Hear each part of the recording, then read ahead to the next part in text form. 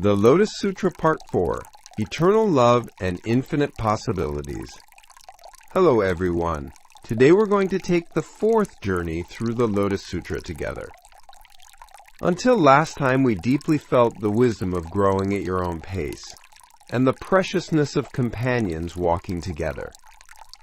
Through the parable of the Phantom City we learned the importance of step-by-step growth, and through the story of 500 disciples, we gained hope that each person can reach completion at their own timing and in their own way. The stories we'll encounter today are even deeper and more moving.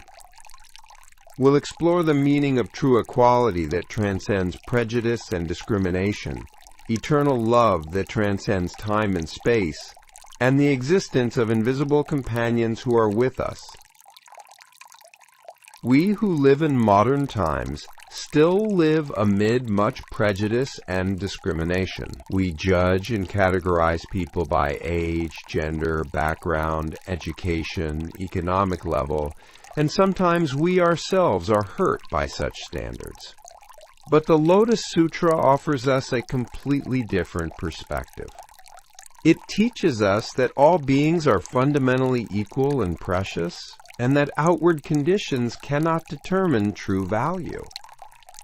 We also often feel loneliness and isolation. There are moments when it seems no one understands us, when it feels like no one is with us.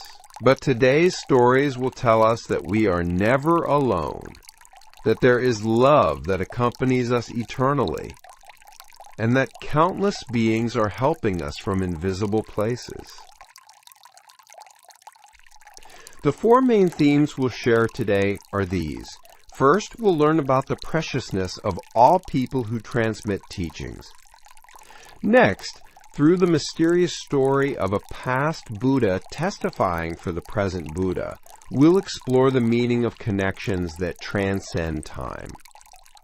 Third, through the story of the Dragon Girl's enlightenment, we'll receive the message of true equality that transcends all prejudice. Finally, through peaceful practice methods, we'll learn how to live peacefully in daily life. I hope all these stories bring deep comfort and strength to your heart, especially if you're currently hurt by any discrimination or prejudice.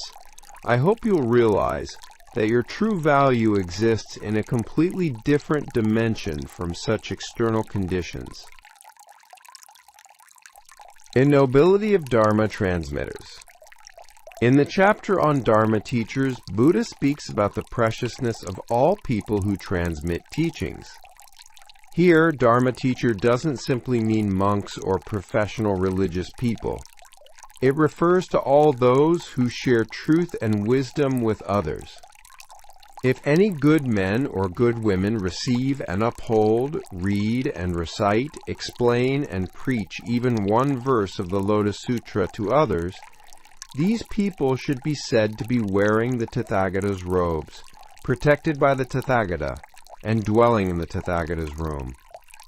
What's important in this statement is the expression even one verse.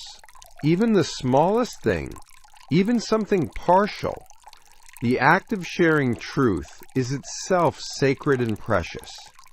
You don't need perfect knowledge or deep enlightenment. Even sharing the small things you've learned with others is exactly the role of a Dharma teacher. In modern interpretation, this is a very hopeful message. Teachers, parents, seniors, friends, colleagues, we can all be teachers to someone. The life wisdom gained through experience, insights obtained through books, lessons learned through failures. Just sharing these with others is sufficiently valuable work.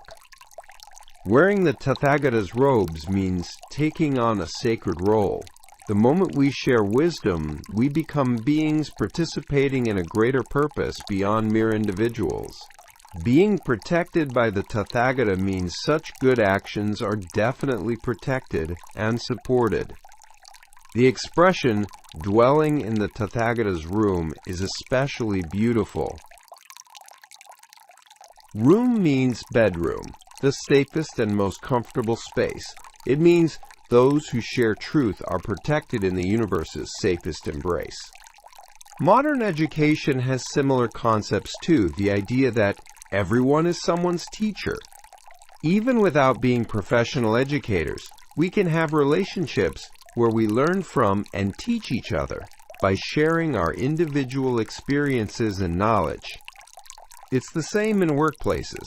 As mentoring culture spreads, seniors passing on their know-how to juniors and experts to beginners is considered important.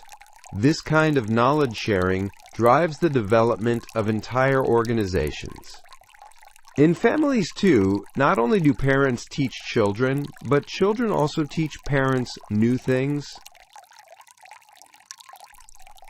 Especially in the digital age, younger generations sometimes play the role of teaching new technologies or cultures to older generations. 5 actions are presented: receive and uphold, read and recite, explain and preach. This shows the complete process of learning and transmission. First, accepting, repeatedly practicing to master, deeply understanding, interpreting in your own words, then conveying to others.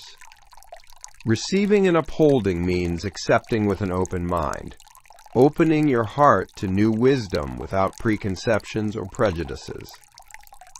Reading and reciting is the process of making it your own through repeated learning. Explaining means understanding and digesting beyond mere memorization. Preaching is the ability to convey what you understand so others can understand it. What's most important in this process isn't perfection, but sincerity. Even if you don't understand completely, even if you can't explain perfectly, it's okay. If you share with a sincere heart wanting to help, that's sufficient. This also connects with what modern psychology calls the, quote, learning by teaching effect. In the process of trying to explain to others, your own understanding deepens. Often the person teaching actually learns more. Moreover, such people are like having the Tathagata stroke their heads with his hand. Buddha stroking your head with his hand is the most intimate and warm expression of love. It means infinite compassion, like parents lovingly stroking their children. This shows how precious and valuable the act of sharing truth is. It's not simply transmitting knowledge, but sharing love, and is itself sacred service. You've probably had experiences like this too. When you've said something helpful to someone and seen them be grateful, the satisfaction and joy you felt. Those moments are exactly when Buddha is stroking your head. Especially when you've given comfort or encouragement to someone during difficult times, or shared practical advice or information. The reward you feel is exactly that. The characteristic of sharing truth is that not only the receiver, but also the giver becomes happy together. Maskli's The Mysterious Testimony Where Past and Present Meet. In the chapter on the emergence of the treasure tower, the majestic scene unfolds where Prabhutaratna Tathagata of the past testifies for present Shakyamuni Buddha. This contains deep meaning about the continuity of truth across time and mutual testimony. At that time, before the Buddha, a 7-treasure tower appeared, 500 yojanas high and 250 yojanas wide. It rose from the earth and remained suspended in the air. The appearance of the 7-treasure tower is very majestic. The height of 500 yojanas is unimaginably tall, and the width of 250 yojanas is also enormously large. Such a huge tower rising from the earth and floating in the air symbolizes transcendent phenomena. The 7 treasures mean gold, silver, crystal, coral, amber, pearls, and agate, representing completeness and beauty. When past wisdom appears in the present, it appears in such complete and beautiful form. Rising from the earth and remaining in the air means a dimension that transcends everyday reality.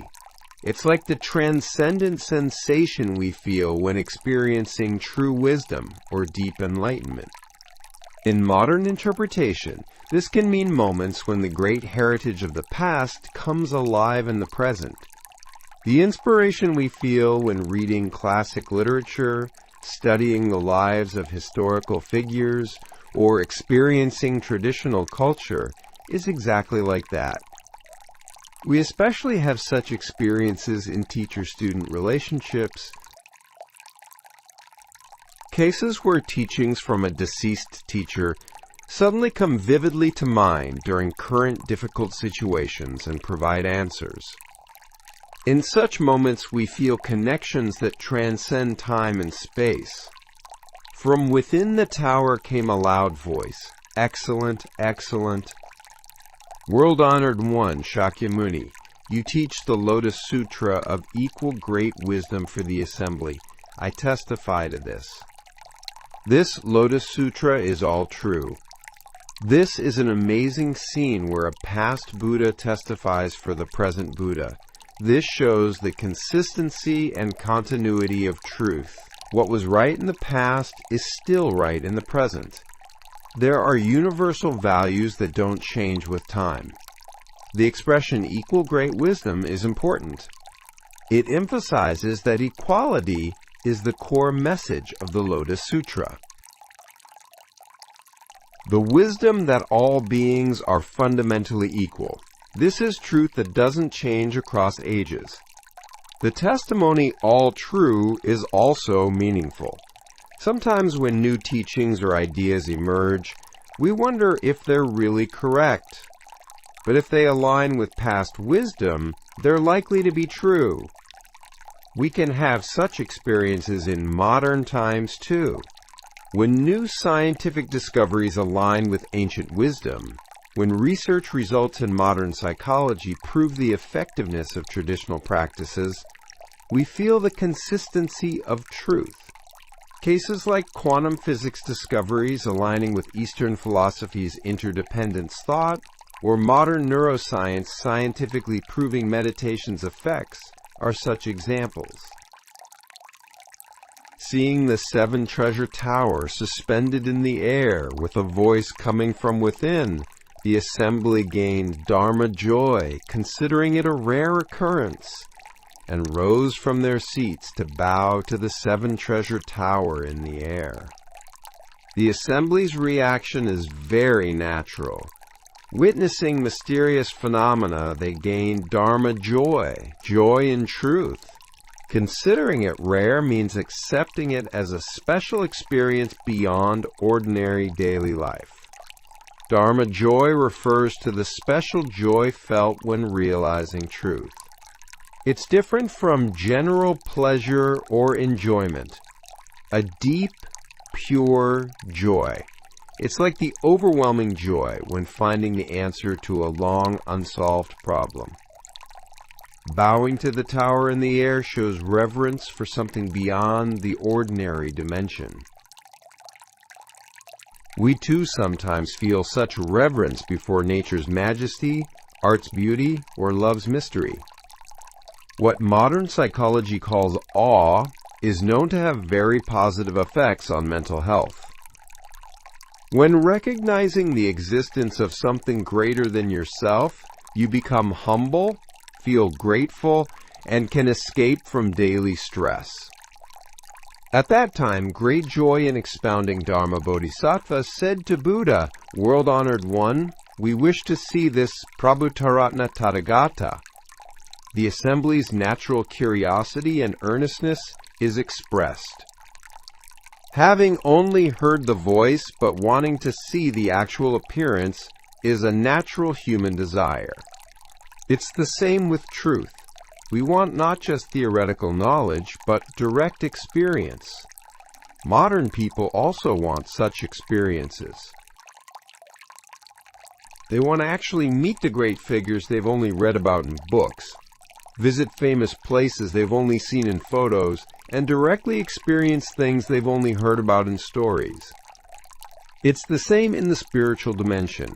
When hearing about meditation or prayer's effects, they want to experience it directly. When learning about love or compassion, they want to actually feel such hearts. Buddha said to great joy in expounding Dharma Bodhisattva, this Prabhutaratna Tathagata made a deep, great vow.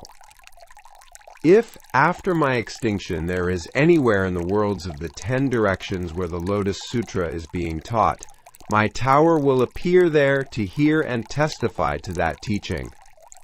Prabhutaratna Tathagata's vow is moving. The promise to appear and testify wherever the Lotus Sutra is taught, even after leaving this world.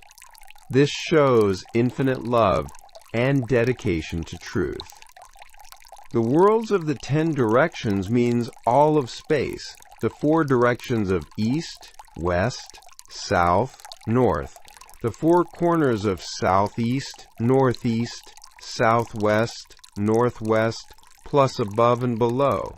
The promise to appear anywhere, any time the Lotus Sutra is taught. In modern interpretation, this means past wisdom accompanies all places where truth is pursued. When teachers teach in schools, parents educate children at home, seniors guide juniors at work. In all those places, the wisdom of great teachers from the past is present. Especially when trying to make right choices in difficult situations, when trying to do just and good work, you can feel that all saints and sages from the past are cheering and testifying from invisible places. So sage enlightenment that transcends age and gender. One of the most moving stories in the Devadatta chapter is the scene where the Dragon King's daughter, the Dragon Girl, attains Buddhahood. This contains the message of true equality that transcends all prejudice and discrimination.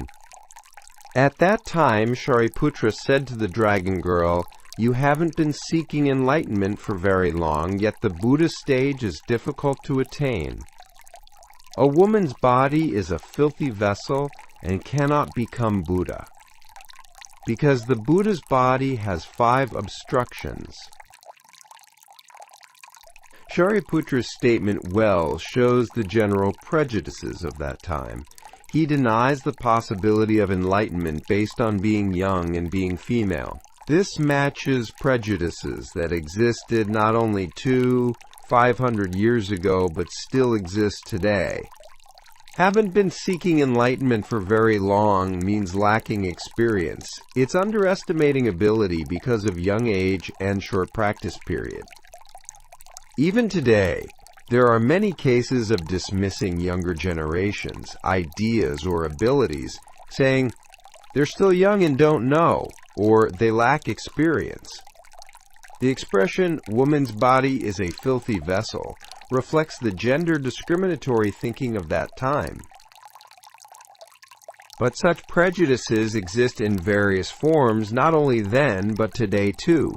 Prejudices that women aren't suitable for certain fields or have limitations in leadership. The 5 obstructions refers to 5 high positions that women in Buddhism were thought unable to hold at that time.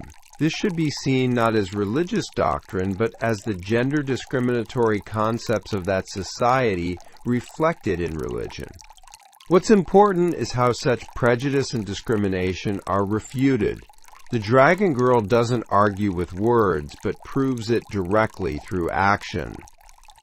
At that time, the Dragon Girl had a precious jewel worth as much as the 3,000 Great Thousand World System. She offered this to Buddha, and Buddha immediately accepted it. The Dragon Girl said to Accumulated Wisdom Bodhisattva and Venerable Shariputra, "I offered the precious jewel, and Buddha accepted it." Was this quick? They answered, "Very quick." The dragon girl said, "With your spiritual powers, watch me attain Buddhahood. It will be even quicker than this." The dragon girl's response is very wise. Rather than arguing with words, she shows through actual action. After demonstrating her sincerity and ability through offering the wish-fulfilling jewel, she declares she can attain Buddhahood even faster. The wish-fulfilling jewel is the most precious treasure that grants all wishes. Being worth as much as the 3,000 Great Thousand World system means being as precious as the entire universe. In offering such a precious thing without hesitation, we see a mind without attachment. Buddha, immediately accepting, shows he recognized the dragon girl's sincerity. He looked at the sincerity of heart rather than age or gender. From the answer, very quick, the dragon girl promises even faster Buddhahood. This shows that true enlightenment isn't related to the length or shortness of time. It's not necessarily true that practicing long leads to enlightenment, nor is it impossible because of short time. In modern interpretation, this means true ability or talent doesn't necessarily correlate with age or experience. There are people with outstanding insight despite being young, and people who achieve amazing results in short periods. At that time, the assembly saw the dragon girl suddenly transform into a male, complete the bodhisattva practices, immediately go to the immaculate world in the south, sit on a lotus flower, attain equal perfect enlightenment, and with the 32 marks and 80 characteristics teach the wonderful Dharma for all living beings. Finally, the dragon girl's Buddhahood is realized. The notable point in this scene is that the dragon girl transforms into a male. This reflects the social context of the time, expressing the message that women too can attain Buddhahood in a way people of that time could accept. But looking at a deeper dimension, this shows that in true enlightenment, gender distinction has no meaning. At the ultimate dimension, one becomes a complete being beyond the distinction of male and female. The immaculate world means world without defilement, a completely equal world with no prejudice or discrimination. The dragon girl becoming Buddha in such a world has great symbolic meaning. Sitting on a lotus flower is also meaningful. The lotus is a flower that blooms from dirty mud but isn't defiled, symbolizing maintaining purity even in difficult environments. It means being able to realize truth without being tainted by a world with prejudice and discrimination. The 32 marks and 80 characteristics represent the complete appearance of Buddha. But the true meaning of this isn't external beauty, but symbolizing inner completion. Most important is teaching the wonderful Dharma for all living beings, not remaining in one's own enlightenment, but teaching for all beings. True enlightenment isn't selfish, but altruistic. The humans, gods, and 8 kinds of beings in the Saha world, seeing from afar the dragon girl attain Buddhahood and teach Dharma for all living beings, all gained great joy and bowed from afar. This is the most moving scene. Those who initially doubted and criticized gain great joy seeing the actual results and bow. This is the moment when prejudice crumbles before truth. Humans, gods, and 8 kinds of beings means all types of beings. Regardless of status or position, all beings recognize and rejoice in the dragon girl's Buddhahood. The expression seeing from afar is interesting. It can mean not only physical distance, but psychological distance. People who initially didn't regard the dragon girl closely now look at her with respect. Gaining great joy isn't simple spectator joy. It's the joy of admitting their prejudices were wrong and discovering broader possibilities.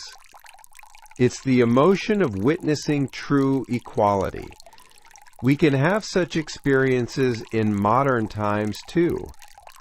When a target of prejudice shows amazing ability, when we realize how wrong our judgments based on age, gender, background were, the shame we feel along with joy is exactly that. Countless living beings heard the Dharma and their minds opened with understanding, dwelling in the stage of non-regression. This scene shows the Dragon Girl's Buddhahood inspiring others to gain enlightenment too. One person's enlightenment creates ripple effects, influencing many people. Having minds open with understanding means coming to accept new perspectives, breaking free from existing prejudices and fixed ideas to gain broader vision. The stage of non-regression means not losing the enlightenment once gained. Understanding of true equality brings permanent rather than temporary change. Such things happen in modern society too. Cases where one person's courageous action or outstanding achievement changes entire society's perception. Examples include female scientists winning Nobel Prizes, disabled athletes winning Olympic gold medals, or presidents from minority backgrounds being elected. Such events don't stop at individual achievement, but give many people the courage and hope that, I can do it too. They break down society's prejudices and open new possibilities. Term's term, Wisdom of Peaceful Practice. The chapter on peaceful practices provides specific guidelines for how to live peacefully and wisely in daily life. This is practical life wisdom that can be applied not only by practitioners, but by everyone. If Bodhisattva Mahasattvas wish to teach the Lotus Sutra fearlessly after the Buddha Dharma's extinction, they should enter peaceful practices. If there are bodhisattvas who wish to read, recite, and explain this sutra, they should achieve 4 dharmas. Peaceful practice means calm and joyful practice. Not painful and forced practice, but practice done with natural and joyful heart. In modern terms, this means sustainable lifestyle. Teaching fearlessly means sharing truth with confidence and conviction. Not fearing others, gazes, or criticism, but confidently saying and doing what you believe is right. The 4 specific dharmas are presented as guidelines. These concern physical actions, verbal expressions, mental attitudes, and vows. First is where the bodhisattva acts and what he approaches. The Bodhisattva Mahasattva is patient, gentle, not contrary, not angry, with mind settled and unshaken. The first concerns right action. Having patience means endurance, the ability to make steady effort without expecting immediate results. Being gentle means having a soft, mild temperament. Not rough or aggressive attitude. Not being contrary means consistent behavior. Not being angry refers to emotional regulation ability. The ability to maintain composure and respond wisely even in anger-provoking situations. Having mind settled and unshaken means having center. Internal stability that doesn't easily waver to external temptations or pressures. This is the same concept as emotional stability or resilience in modern psychology. The ability to maintain balance and cope healthily even in stress or difficult situations. Also, he observes that all dharmas are originally empty, actually neither arising nor ceasing, neither great nor small, without outflows and unconditioned. Thinking thus without discrimination, he remains quiet. Deep philosophical insight is presented. The realization that all phenomena are essentially empty, lacking fixed substance. This is the foundation of wisdom that frees from attachment.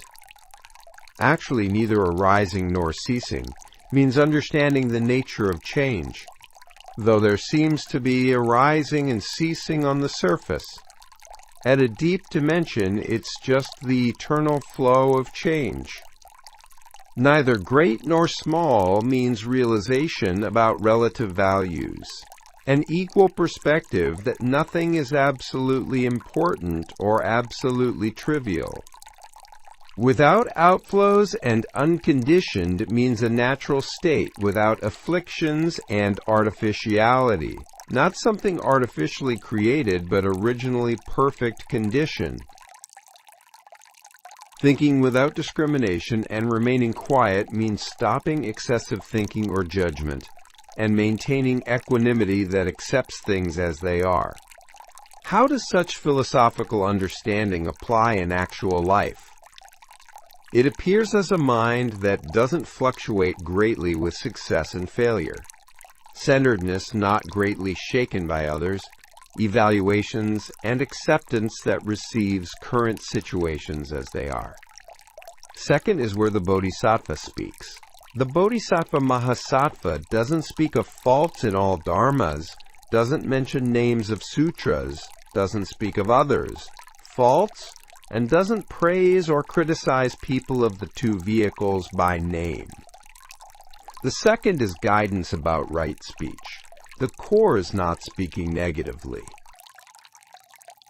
Speaking constructively and positively rather than criticism or blame. Not speaking of faults in all dharmas means not carelessly criticizing other teachings or methods. A tolerant attitude of not concluding something is wrong just because it differs from your own way. Not speaking of others. Faults means not gossiping or backbiting. This is a very important principle in human relationships. Not praising or criticizing means not showing excessive favoritism or prejudice. Maintaining fair and balanced perspective. These principles are important in modern communication too. Specific practice methods include not posting negative comments on social media, not participating in colleagues, gossip at work, not comparing or criticizing family members at home. Third is where the Bodhisattva's mind dwells. The Bodhisattva Mahasattva has no jealous or flattering mind, no deceptive or confusing actions, doesn't mock or ridicule others, and doesn't distinguish between enemies and friends. The third is guidance about mindset, controlling negative emotions and cultivating an equal mind. Having no jealous mind means being able to genuinely rejoice in others, success, or happiness. This is very difficult practice, but a core element for healthy relationships. Having no flattering mind means having a sincere attitude, honesty that doesn't falsely praise others for profit. No deceptive or confusing actions means being transparent and trustworthy, acting honestly without hidden intentions. Not mocking or ridiculing means respecting others, dignity. The character of not making anyone an object of ridicule. Not distinguishing between enemies and friends means love without prejudice, a broad mind that treats everyone fairly beyond personal likes and dislikes. Fourth is the Bodhisattva's vows. With compassionate mind, he pities all living beings, thinks of all Tathagatas as fathers, and thinks of all Bodhisattvas as great teachers. The fourth concerns vows, deep wishes, and commitments. Having great purposes beyond personal benefit is important. Pitying all living beings with compassionate mind means empathizing with all beings, suffering and wanting to help. This means transition from selfish to altruistic life. Thinking of all Tathagatas as fathers means respecting and learning from all past saints and sages. Maintaining a humble learner's mind. Thinking of all bodhisattvas as great teachers means also respecting and learning from current fellow practitioners. An open attitude that there are things to learn from anyone. Tumdan Pranayam, wisdom you can practice in daily life. How can we apply the stories we shared today in daily life? First, remember the preciousness of sharing teachings. Don't be afraid to share with people around you the things you've learned through experience and wisdom gained through books. Even if not perfect, it's okay. If you sincerely share even one verse, that's sufficiently valuable work. Feel the meaning of connections that transcend time. Think that the good things you're doing now are receiving testimony from all past saints and sages. Also remember that your actions can inspire someone in the future. Have courage to overcome prejudice and discrimination. Like the Dragon Girl story, don't succumb to prejudices based on age, gender, background, experience. Your true value isn't determined by such external conditions. Prove it with ability and passion. Try to understand others. Prejudices too. People with prejudices like Shariputra don't have bad intentions. Wisdom is needed to understand them with patience and time.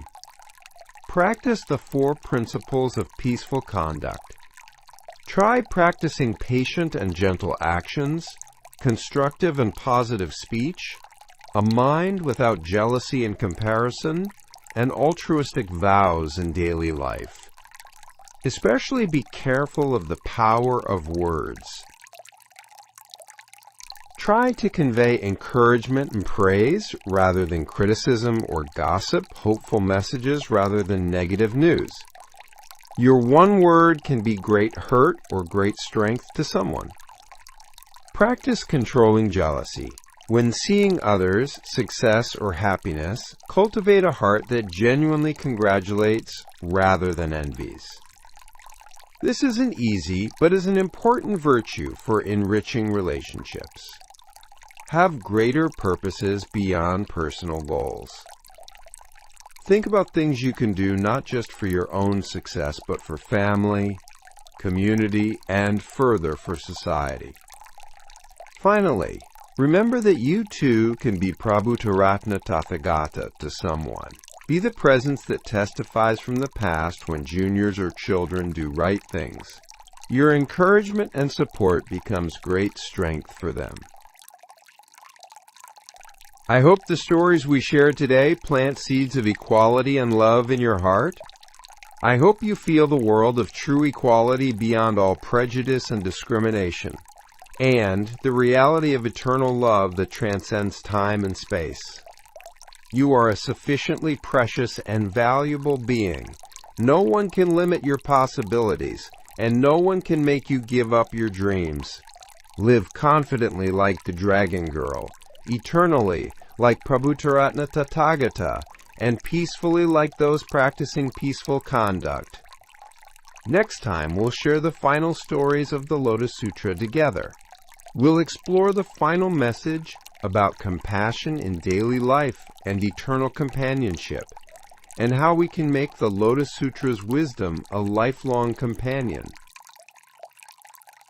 Right now in this moment, feel that the entire universe is loving and supporting you. Thank you.